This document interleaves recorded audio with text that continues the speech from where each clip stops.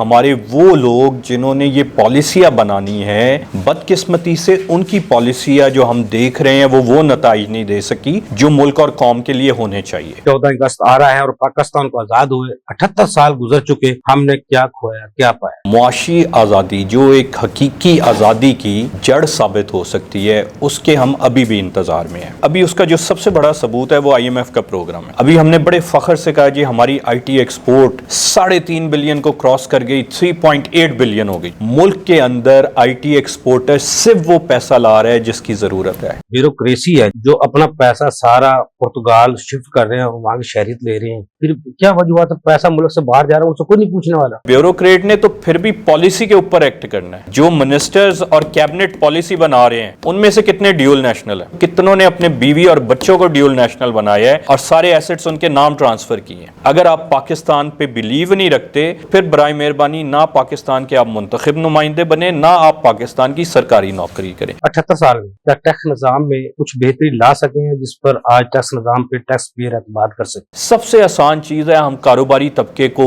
چور کہہ دیتے ہیں، یہ نہیں دیکھتے کہ ان کو کیا مہیا کیا جا رہا ہے اور کیا ان کے مسائل ہے اور ان کا کیا حل ہے۔ ٹیکس جو مقصد ہے حکومت کا لینے کا، کیا وہ مقصد پورا ہو رہا ہے؟ اور جس جو ٹیکس دے رہا ہے کیا وہ اپنی خوشی سے ٹیکس نیٹ میں خوشی سے دے رہا ہے؟ پاکستان میں جی جو ریٹرنیں جمع ہوتی ہیں نا، اس کے 60 سے 70% ریٹرنیں ان لوگوں کی ہوتی ہے جن کا یا تو ٹیکس پہلے کٹ گیا کسی نہ کسی مد میں، یا سیلریڈ ہیں، یا ان کا کوئی ٹیکس نہیں تھا۔ ٹیکس دینے والے کو کوئی فائدہ نہیں ہے، جو ٹیکس نہیں دے رہا وہ زیادہ فائدہ اٹھا رہا ہے۔ پھر لوگ فائلر کیوں بنے، ٹیکس کیوں دیں؟ FBR اس کے گھر یا دفتر کے یوٹیلیٹی کنیکشن کٹوا سکتا ہے، ان کی موبائل بھی بند کرا سکتا ہے۔ آپ کی محنت سے کمائی گئے اثاثے باشمول جائیداد ضبط کرک ہو کے نیلام ہو سکتی ہے۔ یہ سارے اختیارات FBR کو دیے جا چکے ہیں۔ تقریباً ہر ٹرانزیکشن پہ کم از کم 100 اور 300% تک کا ٹیکس ریٹ کا فرق ہے فائلر اور نان فائلر کا۔ 1 کروڑ کی اگر پراپرٹی ہے اور آپ فائلر ہیں تو آپ نے 1.5 لاکھ دینا ہے، نان فائلر ہیں تو 4.5 لاکھ دینا ہے، باقی مسائل تو اس کے علاوہ ہے۔